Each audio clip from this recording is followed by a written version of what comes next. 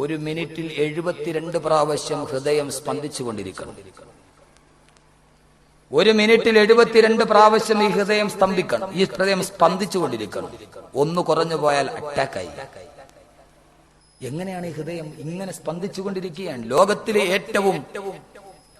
ലോകത്തിൽ ഏറ്റവും ജനിച്ചു കഴിഞ്ഞ 4-ാമത്തെ മാസം റൂഹൂതിയത് മുതൽ മരണം വരെ ഒരു വിശ്രമവുമില്ലാതെ സ്പന്ദിച്ചുകൊണ്ടിരിക്കുന്ന ലോകത്തിലെ ഏറ്റവും സങ്കീർണമായ അവയവം ഏതാണ് എന്ന് ചോദിച്ചാൽ അതിനൊറ്റ ഉത്തരമേ ഉള്ളൂ, നമ്മുടെ ഹൃദയമാണ്. ഇത്രയേറെ വർക്ക് ചെയ്യുന്നു. വീട്ടിലൊരു മോട്ടോർ വാങ്ങിച്ചാൽ എത്ര നാൾ കറങ്ങും? കുറച്ചു കഴിഞ്ഞാൽ അറ്റ്ലീസ്റ്റ് ഓയിലെങ്കിലും മാറ്റി കൊടുക്കണ്ടേ?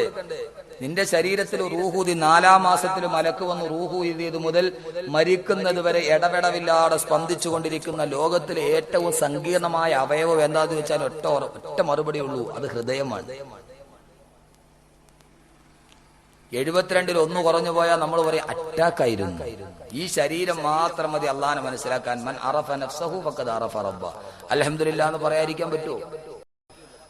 10 ഗ്യാലൻ വെള്ളവും 7 ബാർ സോപ്പുകൾ നിർമ്മിക്കാൻ ആവശ്യമുള്ള കൊഴുപ്പും, ഒരു കോഴിക്കോട് വെള്ളയടിക്കാൻ ആവശ്യമുള്ള ചുണ്ണാമ്പും, 2200 തീപ്പെട്ടിക്കോലുകൾക്കുള്ള ഫോസ്ഫറസും, ഒരു സാമാന്യം വലിയ ആണിയിലുള്ളത്ര ഇരുമ്പും, ഒരൽപ്പം മഗ്നീഷ്യവും സൾഫറും ശരിയായ അനുപാതത്തിൽ കൂട്ടിക്കുടച്ചിട്ട് ഒരു മനുഷ്യന്റെ ശരീരം ഉണ്ടാക്കിയെന്ന് കരുതുക. ആർക്കെങ്കിലും കഴിയുമെങ്കിൽ തന്നെ കണ്ണുകളുള്ള, കാലുകളുള്ള, മൂക്കുകളുള്ള, തലമുടിയുള്ള, തലയുള്ള, കാലുള്ള എല്ലാ അവയവങ്ങളുമുള്ള ഒരു മനുഷ്യനെ സൃഷ്ടിക്കാം.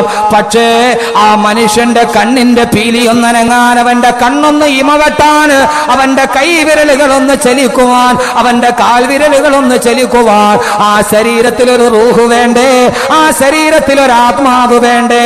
ആർക്കാണ് അതിനെ കൊടുക്കാൻ കഴിയുക? ആർക്കാണ് ഈ ശരീരത്തിലൊരു റൂഹിനെ ഊതാൻ കഴിയുക? അള്ളാഹു തന്നെ പറഞ്ഞു, നബിയെ പറഞ്ഞു കൊടുക്കുക. വയസ്അലൂനക അനിർ റൂഹ് ഖുലിർ റൂഹു മിൻ അംരി റബ്ബി വമാ ഊതീതും മിനൽ ഇൽമി ഇല്ലാ ഖലീലാ.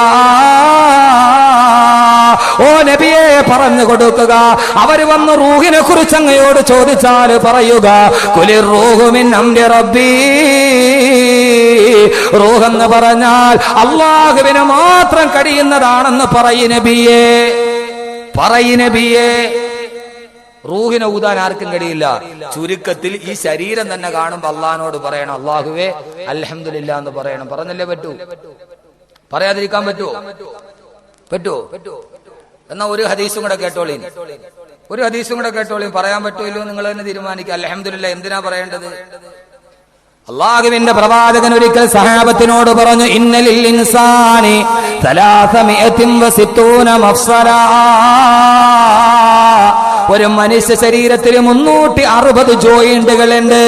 ആദരവായ പ്രവാചകൻ പറയുന്നു, 14 നൂറ്റാണ്ടുകൾക്ക് മുമ്പ് ഒരു സർവകലാശാലയുടെ ബിരുദം നേടിയില്ലാത്ത, ഒരു പള്ളിക്കൂടത്തിന്റെ പടിവാതിൽ കണ്ടിട്ടില്ലാത്ത, ഒരു ഗുരുമുഖത്ത് പോയി വിദ്യ നുകർന്നിട്ടില്ലാത്ത അന്നബിയിൽ ഉമ്മിയി നിരക്ഷരനായ പ്രവാചകൻ അർണോൾഡ് ജോസഫ് ടോയൻബിയുടെ വാക്കുകൾ കടമെടുത്തു പറഞ്ഞാൽ, ദ ഇല്ലിറ്റേറ്റ് പ്രോഫറ്റ് ഓഫ് അറേബ്യ, അറേബ്യയുടെ നിരക്ഷരനായ പ്രവാചകന് ഒരു ശസ്ത്രക്രിയ ചെയ്യാതെ, ഒരു സ്കാനിങ് നടത്താതെ ലോകത്തിന്റെ മുത്തുതന്റെ അനുയായികളോട് പറയുകയാണ്, സഹാബാക്കളെ, ഒരു മനുഷ്യന്റെ ശരീരത്തിൽ 360 ജോയിന്റുകളുണ്ട്. ആരാണ് പറയുന്നതെന്നറിയുമോ? നബിയുൽ ഹറമൈൻ സയ്യിദുൽ കൗനൈൻ വസീലത്തുനാ ഫിദ്ദാറൈൻ നബി മുഹമ്മദുർ റസൂലുള്ളാഹ്. അള്ളാന്റെ പ്രവാചകൻ പറഞ്ഞു 360 ജോയിന്റുകളുണ്ട് മനുഷ്യ ശരീരത്തില്. ഇപ്പൊ തന്നെ നോക്കി, ഒരു കയ്യിൽ എത്ര ജോയിന്റ് ഉണ്ട്? കൈയുടെ ഇതിനെന്താ പറയണേ? ഭാഷയിലെ വ്യത്യാസം വലിയ പ്രശ്നം ഉണ്ടാവും. എന്താ ഈ ഭാഷയിൽ വ്യത്യാസം വന്നു? നിങ്ങൾ എപ്പോഴെങ്കിലും ചിന്തിച്ചിട്ടുണ്ടോ? ഖുർആൻ എന്ത് പറയും? ഞാൻ ഈ പറയുന്ന മുഴുവൻ ഖുർആനാണ്, ഖുർആൻ മാത്രം. മലയാളത്തിന് വന്നവന് മലയാളം ഇവിടെ നിന്ന് മാറിയ പാലാട് കഴിഞ്ഞാൽ ഭാഷ മാറി.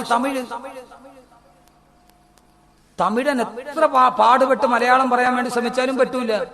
20 വർഷം കേരളത്തിൽ താമസിച്ചവനോട് വാഴപ്പഴം എന്ന് പറയാൻ അവന് പറ്റില്ല, വാളപ്പഴം എന്ന് തന്നെ പറയും. വഴങ്ങില്ല. കർണാടകയിൽ ചെന്നാൽ ഭാഷ മാറി. കുറെ കഴിഞ്ഞാൽ ഉത്തർപ്രദേശിലോട്ട് പോയാൽ പിന്നെ ഉറുദുവായി. നമുക്കറിയോ ക്യാ കർത്താവെന്ന് വെച്ചാൽ അതാണ് വെയിൽ കൊണ്ട് കറുത്തു പോയതാന്ന് പറയും. കഴിയില്ല. ഭാഷകളിൽ വ്യത്യാസമുണ്ടാകുന്നു, നിറങ്ങളിൽ വ്യത്യാസമുണ്ടാകുന്നു. ഇന്ത്യയിൽ താമസിക്കുന്നവൻ ഇരുനിറം, അമേരിക്കയിൽ ജനിച്ചവന് വെളുത്ത നിറം, ദക്ഷിണാഫ്രിക്കയിൽ ജനിച്ചാൽ അവന് കറുത്ത നിറം. ആര് തീരുമാനിച്ചു ഇത്? ആരാണ് ഇങ്ങനെ തീരുമാനിച്ചത്? ഖുർആൻ നോക്കുക. അല്ലാഹു പറയുന്നു സൂറത്തുർ റൂമിൽ കാണാം, അല്ലാഹുവിന്റെ വലിയ ദിട്ടാന്തമാണ് ആകാശഭൂമികളുടെ സൃഷ്ടിപ്പ്. വഖ്തിലാഫു അൽസിനത്തിക്കും, നിങ്ങളുടെ ഭാഷയിൽ ഉണ്ടാകുന്ന വ്യത്യാസങ്ങൾ, വഅൽവാനിക്കും, നിങ്ങളുടെ നിറങ്ങളിൽ ഉണ്ടാകുന്ന വ്യത്യാസങ്ങൾ. സൂറത്തുർ റൂം അല്ലാഹു പറയാണ്, ഖുർആൻ പറയാത്ത എന്താ ഉള്ളത്? അപ്പൊ ഞാൻ പറഞ്ഞു എന്താണ്? കുഴ. ഒരു കയ്യിൽ തന്നെ എത്ര ജോയിന്റ് ആണ്? ഞാൻ സംസാരിക്കുമ്പോ ഏതൊക്കെ കൈയുടെ എത്ര ജോയിന്റുകൾ അടങ്ങുന്നോണ്ടാണ് സംസാരിക്കാൻ പറ്റുന്നത്? താടിയുടെ ഭാഗത്തെ ജോയിന്റുകൾ വർക്ക് ചെയ്യുന്നു, ഇല്ലെങ്കിൽ ശബ്ദം വെളിയിലേക്ക് വരില്ല. നിങ്ങൾ കസേരയിൽ ഇരിക്കുന്ന ഇപ്പൊ എത്ര ജോയിന്റ് വർക്ക് ചെയ്തിട്ടാണ്? നടുവിന്റെ ജോയിന്റ് വർക്ക് ചെയ്യണം, കാൽമുട്ടിന്റെ ജോയിന്റ് വർക്ക് ചെയ്യണം, കഴുത്തിന്റെ ജോയിന്റ് വർക്ക് ചെയ്യണം, കൈയുടെ ജോയിന്റ് വർക്ക് ചെയ്യണം. വർക്ക് ചെയ്താലേ കൈ ഇങ്ങനെ തന്നെ ഇരിക്കുള്ളൂ, ഇല്ലേ? വർക്ക് ചെയ്തുകൊണ്ടല്ലേ ഇങ്ങനെ അടിക്കാനും ഇങ്ങനെ നിർത്താനും. ഈ വർക്ക് ചെയ്യാത്തൊരവസ്ഥയെ കുറിച്ച് നമ്മളൊന്ന് ആലോചിച്ച് നോക്കിയേ. റോഡിലൂടെ നടക്കാൻ പറ്റുമോ? നടക്കാൻ പറ്റും. ഇങ്ങനെ തന്നെ ഇരിക്കുന്ന അവസ്ഥ. നിങ്ങൾ അൽഹംദുലില്ലാ പറയുന്നത് എന്തിനാ? ഞാൻ വളരെ സരളമായ ഭാഷയിൽ പറയാൻ. നമുക്കെങ്ങാനും നടുവൊന്നും മടക്കാൻ പറ്റാതെ വന്നിരുന്നെങ്കിലോ, മുട്ടൊന്നും മടക്കാൻ പറ്റാതെ എത്രയോ ആളുകൾ വയസ്സായി കഴിഞ്ഞാൽ. അള്ളാഹുവിന്റെ പ്രവാചകൻ പറഞ്ഞു, മനുഷ്യ ശരീരത്തിൽ 360 ജോയിന്റുകൾ ഉണ്ട്. ഓരോ ജോയിന്റുകളും വർക്ക് ചെയ്യുമ്പോ അതിന് അനുഗ്രഹം തന്ന അള്ളാഹുവിന് ആ അനുഗ്രഹത്തിന് പകരമായി ഓരോ ദീനാറുകൾ നിങ്ങൾ സദക്ക ചെയ്യണേ. നിങ്ങളുടെ 360 ജോയിന്റുകൾ നിങ്ങൾ ഉപയോഗപ്പെടുത്തുമ്പോ അള്ളാന്റെ റസൂല് പറഞ്ഞതാണ്, നിങ്ങൾ ഓരോ ജോയിന്റുകളും വർക്ക് ചെയ്യുമ്പോ അതിന് അവസരം തന്ന തമ്പുരാന് നന്ദിയായിട്ട് ഓരോ ദീനാറ് നിങ്ങൾ സദക്ക ചെയ്യണേ. ഇത് കേൾക്കേണ്ട താമസം എന്ന് പറഞ്ഞാൽ, ഞാൻ 2 മണിക്കൂർ സംസാരിക്കുമ്പോ എന്റെ കൈ ചലിക്കുന്നു, എന്റെ കാല് ചലിക്കുന്നു, എന്റെ നാവ് ചലിക്കുന്നു, എന്റെ താടിയെല്ലാം അനങ്ങുന്നു. ഓരോന്നിനും ഞാൻ ഓരോ സ്വർണ്ണ നാണയ സദക്ക ചെയ്താൽ 2 മണിക്കൂർ സംസാരിക്കുന്നവൻ എത്ര സദക്ക ചെയ്യേണ്ടി വരും? ഇത് കേൾക്കേണ്ട താമസം. ബിലാൽ റളിയല്ലാഹു തആല ചോദിച്ചുവത്ര, നബിയേ മാലാ താഖത ലനാ യാ റസൂലല്ലാഹ്. അള്ളാന്റെ തിരുദൂതരെ, ഒരു നേരത്തെ ഭക്ഷണം കഴിക്കാൻ ഞങ്ങളുടെ കയ്യിലില്ല, കിടക്കാൻ നിങ്ങൾക്ക് കിടപ്പാടമില്ല.